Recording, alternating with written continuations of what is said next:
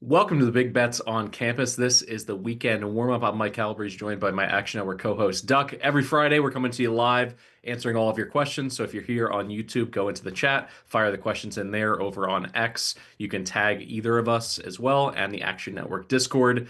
We're going to try to give you everything in terms of market movement, injury reports, everything to help you build your card for Friday and Saturday. All right. I mean, Duck, we're we're now fully into college basketball season. It feels a bit surreal, to be honest, because we've been doing yeoman's work on college football for really 8 months, all the way through the preseason. Everything now, in terms of the college football portal opening, closing, we have a feel. We are starting to put together some thoughts on regular season win totals, but we're going to put that aside for a moment before we get into our bets. There's going to be a quick and easy way for you to tail us throughout this episode, everything that we give out on the college hardwood. The best way to do it is to first sign up for Action Pro. You'll get instant notifications whenever an Action Network expert books a bet, whether that's Stucky, myself, Duck, our entire team. You want to get the best bets at the best prices. Plus, you can access our NFL Pro projections powered by Sean Kerner and his predictive analytics team. I know we're here at championship weekend, so you want to make sure you're getting the best numbers. The difference between a win and a loss can come in getting Sean's numbers first.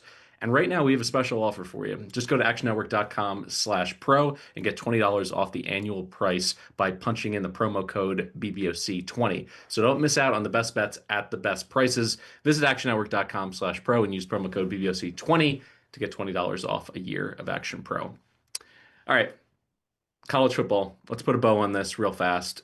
60 seconds. What are your thoughts on the legacy of this Indiana championship? The greatest coaching job we've seen in a 2-year span in the history of the sport. Cignetti turned a Big Ten bottom feeder into a team that was just pounding blue blood programs into oblivion. I thought that they did a really good job of managing the game in the second half on Monday night. I was a little disappointed they didn't roll the dice and go for it on fourth down late to try to go up 10 as they did earlier in the quarter. But overall, Indiana was the best team this season. They had the best team attitude. They put the egos aside. They got the job done. Very deserving national champions. Really cool to see IU win a football national title. Yeah, I think it's great for the sport. I think also the committee, they take so many bullets. They, essentially play the role of the villain where every single year people act as though this is the first year anyone got left out. Notre Dame got left out. Was Notre Dame one of the top 12 teams in terms of overall quality, potential to win the national championship? Absolutely.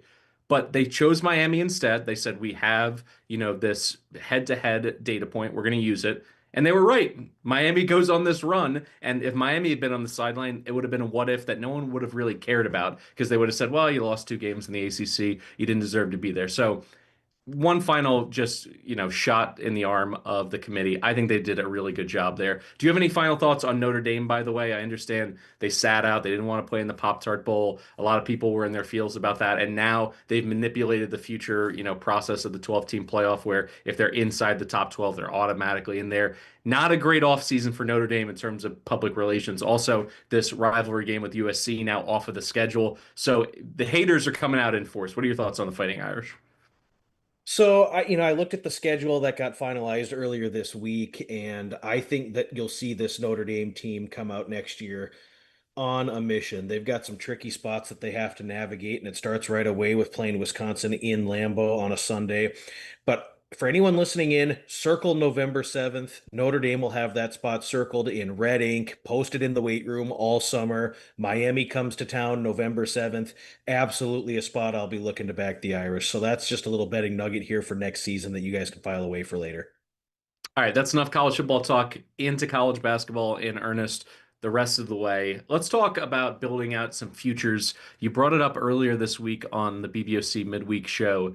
Texas Tech, you can still find them out there in the market, 35, 40 to 1 to win the national championship. In my opinion, this price is too good to pass up. They have all that you need in terms of the DNA, the resume, the fingerprint, whatever you want to call it, from previous champions, because you look at what they have a top 20 offense, they have a top 30 defense, and really that top 30 is hard fought because they played the second most difficult schedule in terms of offensive talent faced this season. And then when you look at the rest of the roster makeup, they have two NBA players in Anderson and Toppin. Their only real bugaboo, and this is how I want to kind of pitch it back to you. You can make the argument. You can say that they can get through to, the second weekend with a thin bench. That thin bench is really an issue if anyone gets in foul trouble, particularly Toppin. They're 360th for via KenPom in terms of their bench quality and how much they use it. How concerned are you about that in terms of a tournament setting, whether it be the Big 12 tournament where they could be vying for, a seed where if you make it to the Big 12 tournament championship game, that could end up pushing them up to the 2 line. If they flame out early in a tournament like there, it could end up bumping them down to the 4. It's so critical for that to be kind of the springboard into March Madness. And then once you get there, can you win the national championship with an 8 or 9 man rotation? What are your thoughts there, Duck?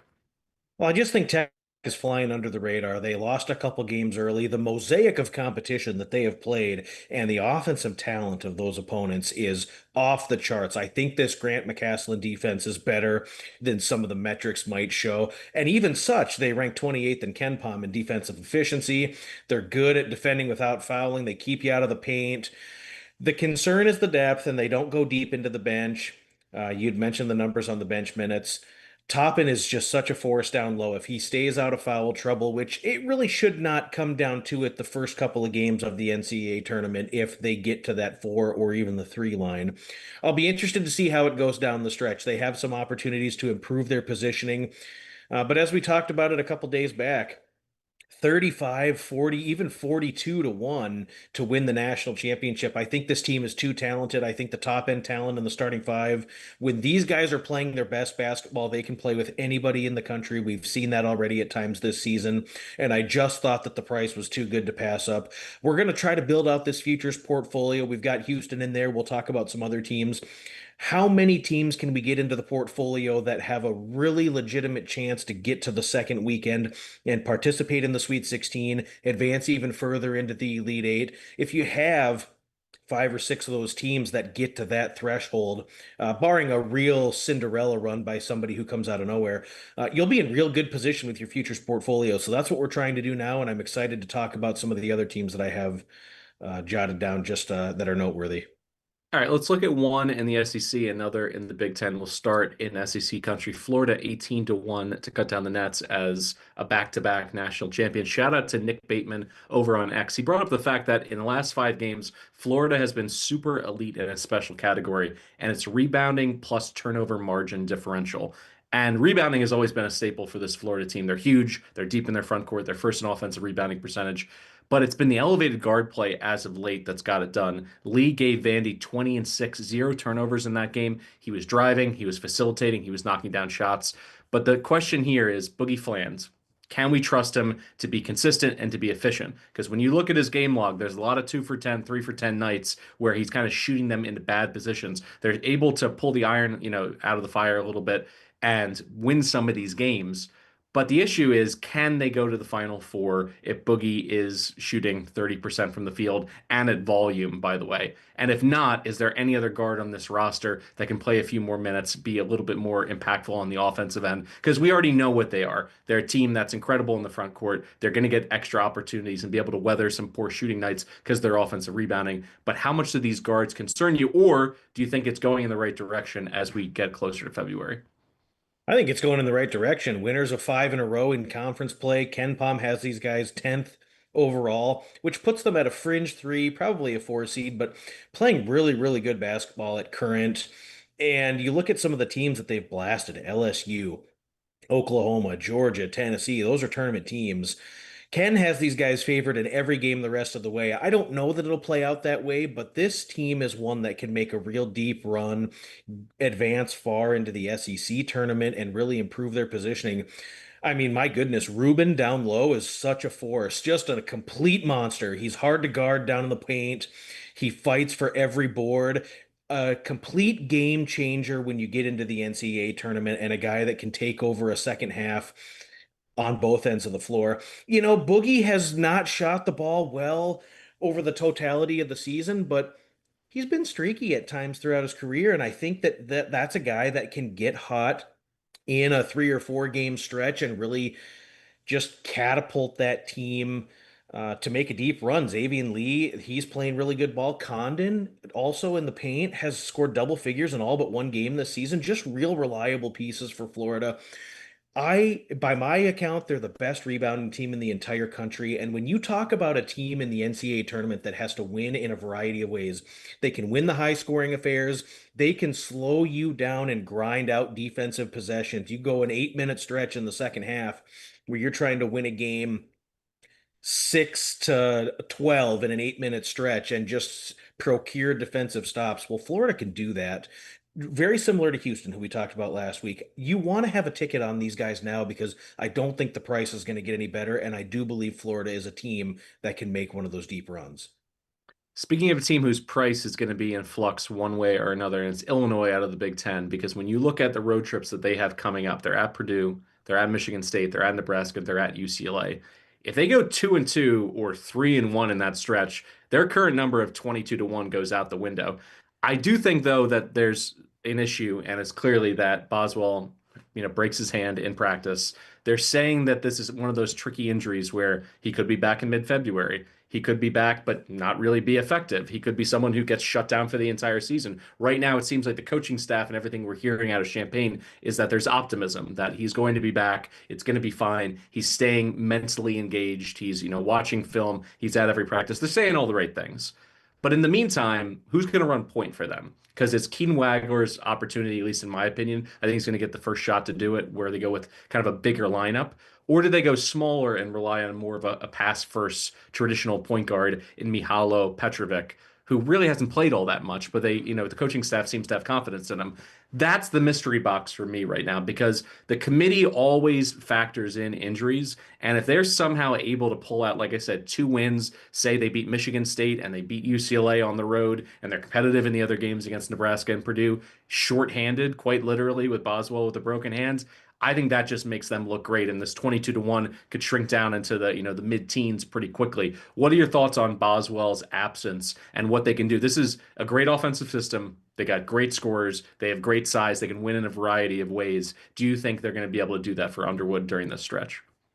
I mean, I think so. I think the injury is unfortunate. Illinois was playing very, very good basketball. They're an elite offensive team. I love the international flavor. They're very unselfish with the ball. It appears that there's very little as far as egos on this team. They share it well, they go up and down the floor well. I kind of look at this another way. You talked about the road trips, which I have noted at Purdue, at Michigan State, at Nebraska, at UCLA, and you sprinkle in a home bout with the Wolverines on the docket. I think we'll actually get a better price on Illinois, especially if they drop three of those contests. This is a team that you could see even fall to the 5 line if they were to get bounced a little earlier than expected in the Big Ten tournament.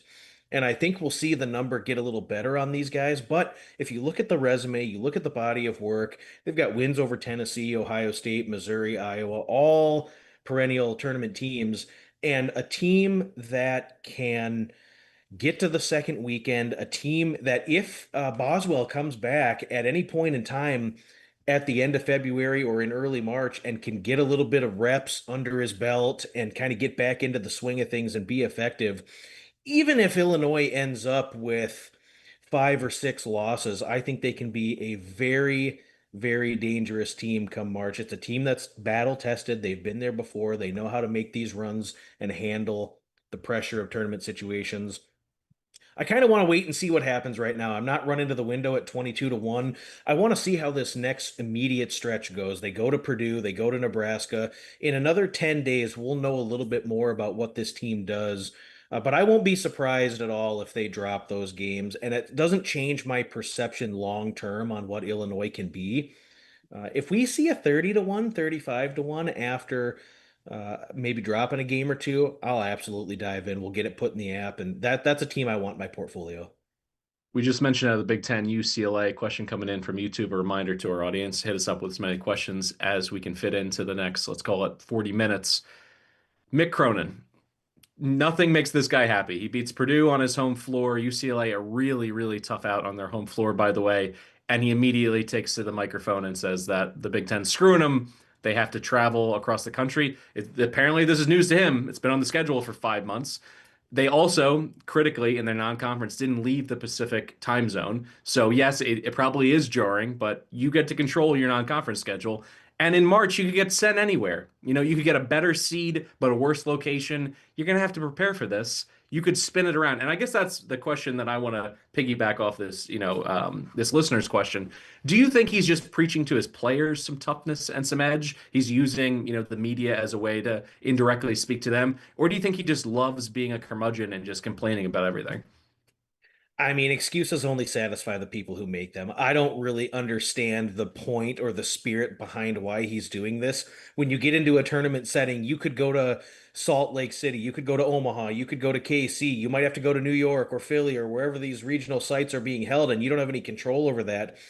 You're complaining to the wrong people because the administration years ago decided that this was your fate when you were going to jump ship, dissolve the Pac-12, go to the Big Ten. This is what you signed up for.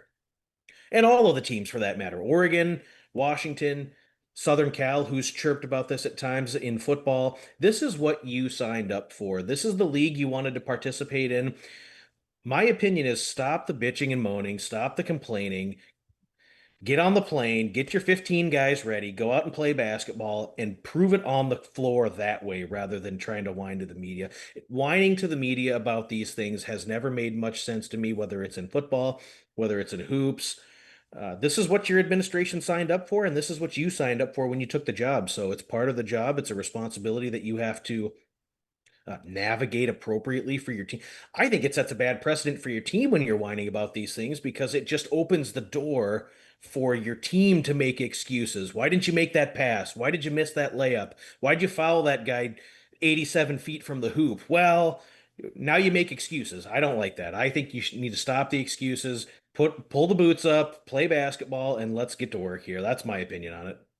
Yeah, whenever UCLA complains about this, whether it's an administrator, an AD, a coach, I just immediately think of the Mad Men, Don Draper. That's what the money's for. That's why you got paid all this money to play in the Big Ten. You knew what it was, and you were happy to jump ship and let the Pac-12 burn behind you. So just shut up and just play basketball.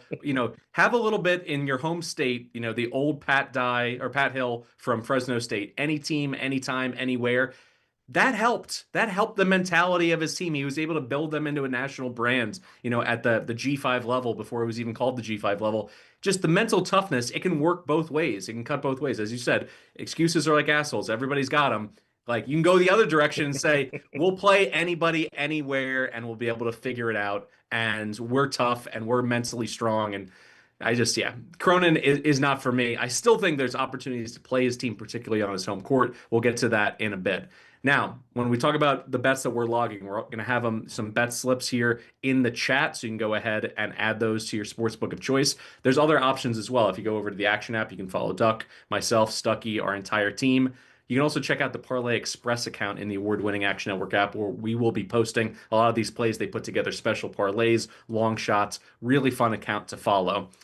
Duck, it's time for you to take over now. We're going to get into our fast break. We've been doing this every Friday now that we're into college hoops. We're going to give you 8 plays, hopefully in 10 minutes. We're going to speed our way through 4 picks each. Going to give you the ball. You're going to run point here. What you got?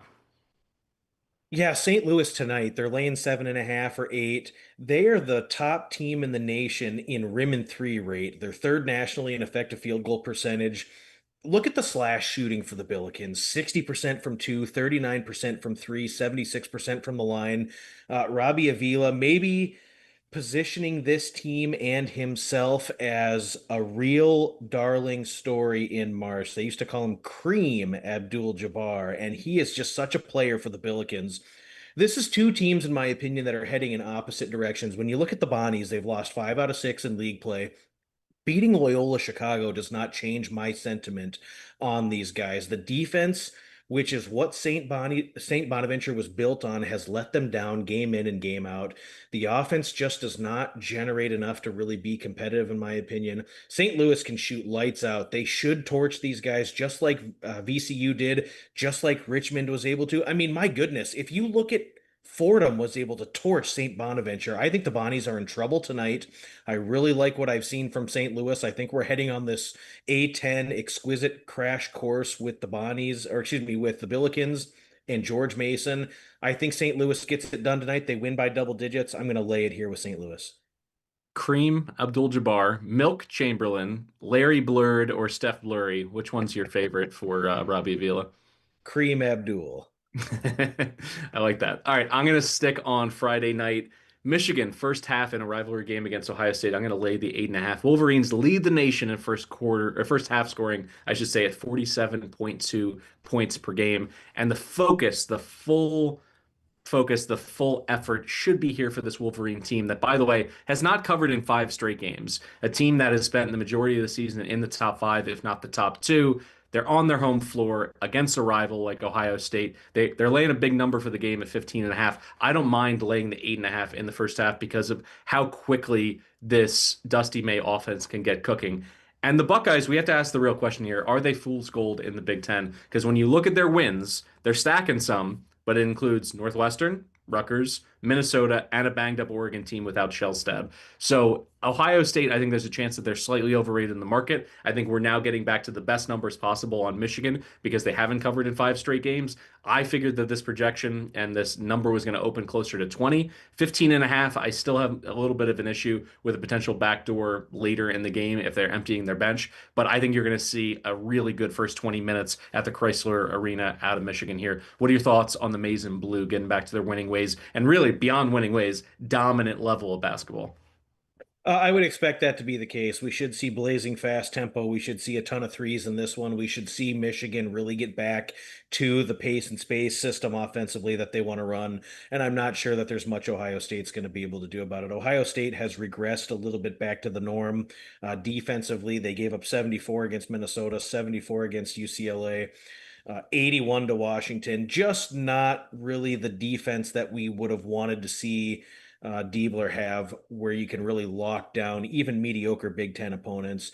This is one where I think that you look up at the end of the game and Michigan has a chance here to score 100 tonight. So I don't hate the first half look.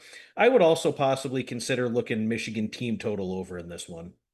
All right, talk to me about our favorite conference, the Mid American and the Zips, laying close to 10 here. Yeah, I wrote this one up today for Action Network, so you can go find the article in the app for free. But I just think that there's too much firepower here for Akron. When you look at Ohio, they're 241st nationally in defensive efficiency. The Bobs cannot keep their opponents off the offensive glass, and they cannot defend the outside shot. That is a lethal trouble combination when you're playing against Akron, who is sixth in the country in three-point shooting. They get to the line, they can make shots on the inside. Ohio is going to have to shoot outside shots and make threes to stay in this game. But the problem is Ohio is 334th nationally in three-point shooting, and Akron is sixth. You look at Tavari Johnson, Amani Lyles, Evan Mahaffey, Shaheem Scott. There's just so many options for Akron to choose from. The pace is going to be blazing. I don't think Ohio is going to be able to shoot their way into keeping up in this game. Even being at home, I'm not worried about that. This is going to look a lot, I think, like Ohio's recent game against Toledo, where Akron could score 100 in this one. You got to lay 9, 8.5. Go shop around and find the best number, but I won't be surprised at all if Akron wins this game by 15 to 18 points. I talked about this next game on the BVOC midweek show, but I want to hit it again now that we have an official number. Texas Tech catching 3.5 against Houston on their home floor. Getting the hook above one possession, that's enough for me to pull the trigger. We talked about Texas Tech at the top of the show. Won at 8 of 9 straight up, including a neutral site win over Duke. Their only loss against that Houston team where they had a lead late in that game, and they came unglued a little bit through some incredible shooting from Kingston Fleming. Is not going to take anything away from him. But when we look at it, like I just see Toppin elevating at this point, and as he goes, this team goes in terms of their performance against elite opponents. Last 3 games, 27 points per game, 10 rebounds, 3.5 stocks on 61% shooting, and he was really efficient, 9 for 14 from the floor the last time they played Houston. So usually a Houston defense that they're just junkyard dogs. Every time you get the ball, particularly when you're the focal point of an offense, they're rolling double teams to you. They're contesting every single shot. They're diving on the floor, making it difficult to get rebounds and loose balls and everything else. Toppin seemed unaffected by that. So I think that's a really good sign. And whenever you play Houston, you have to talk about turnovers. This Kelvin Sampson defense is insane. They're fourth in turnover percentage. Over 20% of opponents' possessions end up with giveaways. Texas Tech on the other side, they're 42nd in terms of protecting the rock, and I think that's going to be the difference here. So I'm going to go ahead and take 3.5 points at home in Lubbock. All right, let's turn to Saturday for you, Duck. A team that we talked a lot during the fall. Tulsa wasn't good to you on the gridiron, but maybe they could be on the hardwood. I mean, I still think that the Golden Hurricane are a pretty good AAC team. 16-3 with losses against Kansas State, a game they completely gave away. North Texas and South Florida. They held 8-point leads in both of those games and just defeated Charlotte, UAB, and Memphis, all of whom are significantly better than Rice. Tulsa defeated Rice by 49 points on New Year's Eve earlier this season. Should be able to find a similar type of advantage the second time around. Rice has nothing inside offensively, and they are so reliant on making 3-point shots to remain close in games. Something that it was able to do against Temple and UTSA, two bad teams in the American Conference. Tulsa is one of the best shooting teams in the country. They're third nationally in hitting threes, third in foul shooting. Rice will not be able to keep Tulsa off the offensive boards in this one. Second chance opportunities are going to spell trouble. It's going to result in kick out threes. It's going to result in fouls, getting free throw attempts for Tulsa. If Andrew Akuchi and Jimmy Okadolun get into foul trouble for Rice, this is going to be real, real trouble. I expect these guys to play limited minutes due to foul participation issues. Tulsa's going to get to the line a ton in this one. Rice is not going to be able to defend the post without fouling.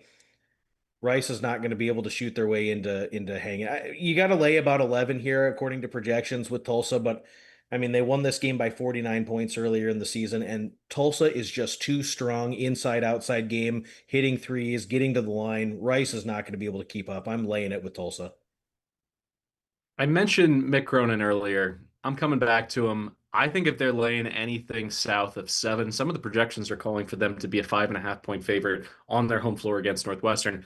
I'll take the recency bias. I think this is a market overcorrection on a Northwestern team that just upset USC on their home floor in Los Angeles. USC shot 2 for 13 from 3-point range, and they missed 17 foul shots. That was the most missed foul shots in a single game in the Big Ten this year. So that's just, that has nothing to do with the Northwestern defense. And Cronin has been locked in at home as of late, 6-1-1 against the spread in his last 8 home games.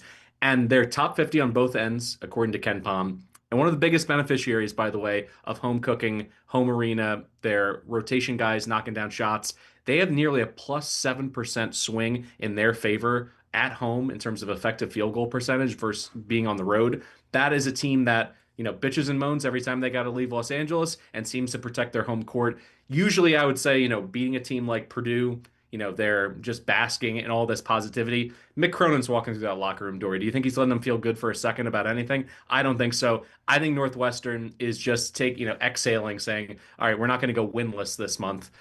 Got our win against USC. Martinelli played okay. He didn't play hero ball by any stretch. I think that was just one of those weird box scores where you look at it and you're like, Northwestern really won this game. I'm going to take that as, something to be taken advantage of in terms of getting an advantageous number. If it's 5.5, I'm hammering this. This might be my favorite play on Saturday.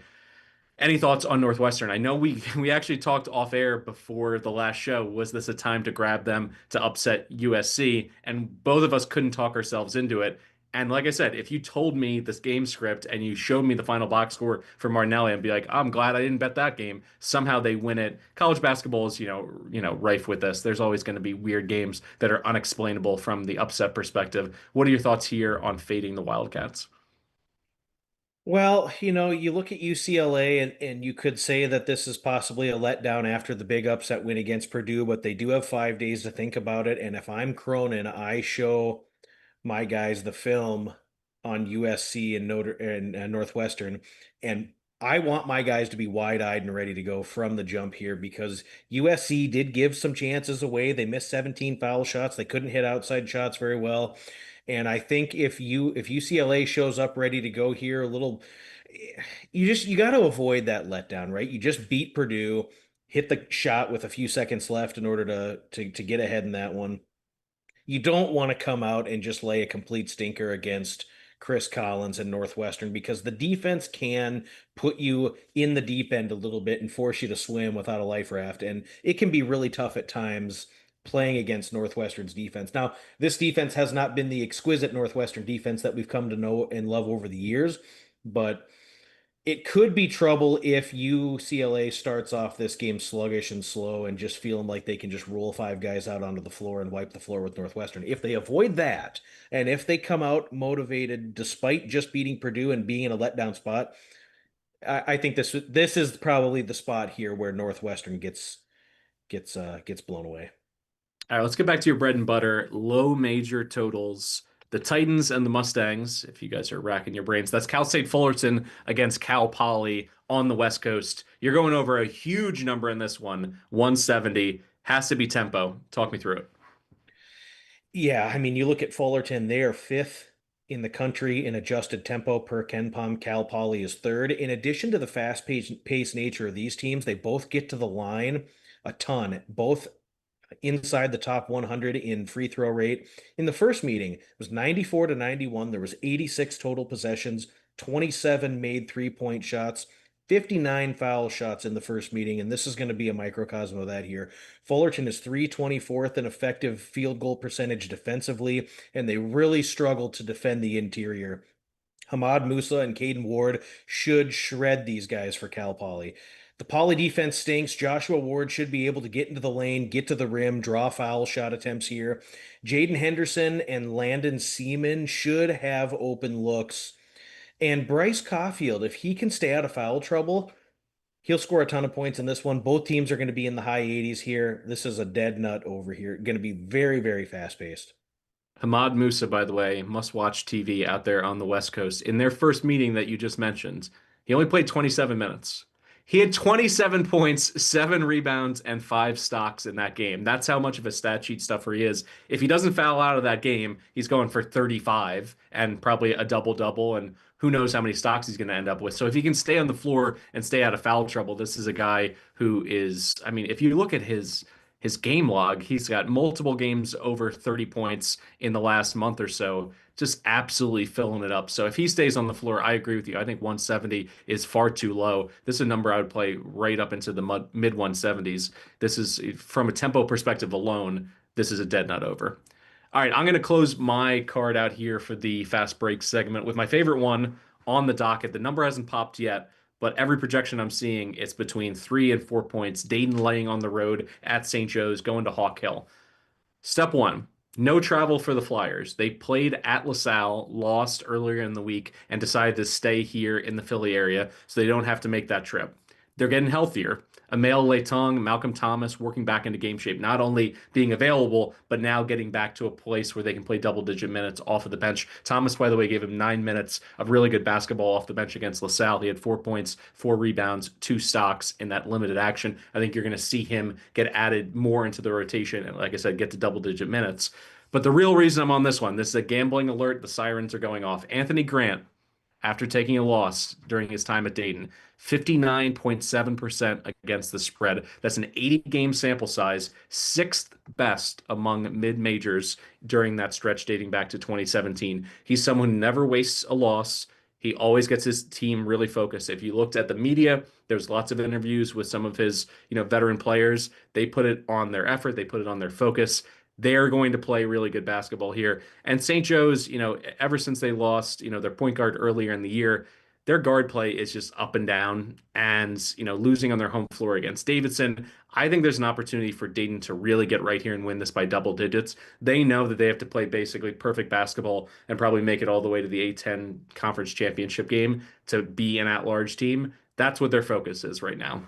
They need to handle their business against weaker opponents. And now that they're close to playing with a full deck, I know that, their front court pieces are still not 100%, but they're getting there. They're getting better. They're getting back into game shape. I think you're going to see them play as they were playing about 6 weeks ago before this injury bug hit them. What are your thoughts on the Flyers? I know that they were the butt of the joke on Twitter. Everybody saying, oh, Dayton thinks that they're Big East quality. They're right where they belong in the A10, yada, yada, yada. I still think this is a really good team.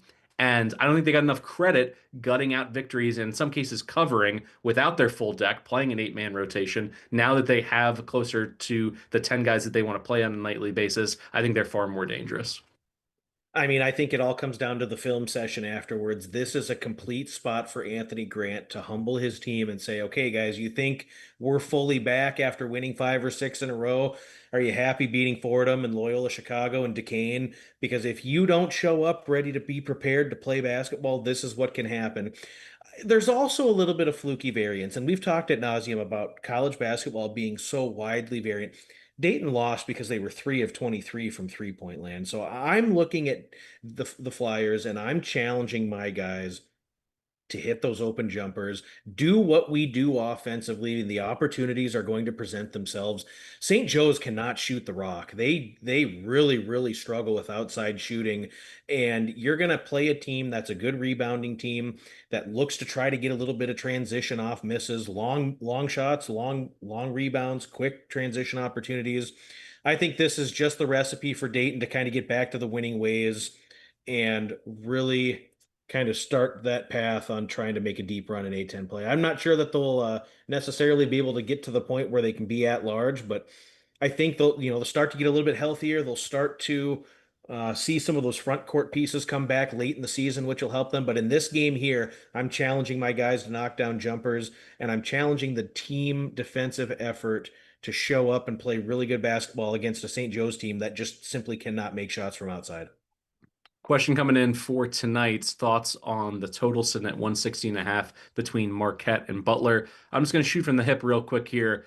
I like the under. I think Marquette's just not a very good team offensively, and they're coming off a massive explosion. They win 105, 104 on their home floor in overtime against Providence. They got to the line 30 times. They shot 53% from the floor. That's not who they've been for the majority of the season. They still fall in love with the three ball. They made 8 out of 23 attempts against the Friars. I think Butler is going to put them in the hurt locker here. I think Butler wins this one by double digits, and there's less late game fouling. And that's really the difference in a lot of these higher scoring totals that you're looking to go over on. Is there going to be a close game? Can you get 10 to 12 points in the final 90 seconds? I don't think so. I'm going to go under. What are your thoughts on this Big East over?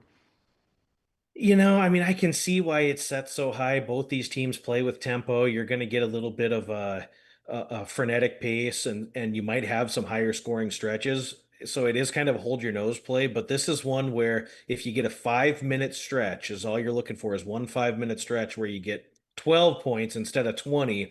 This game will probably trend.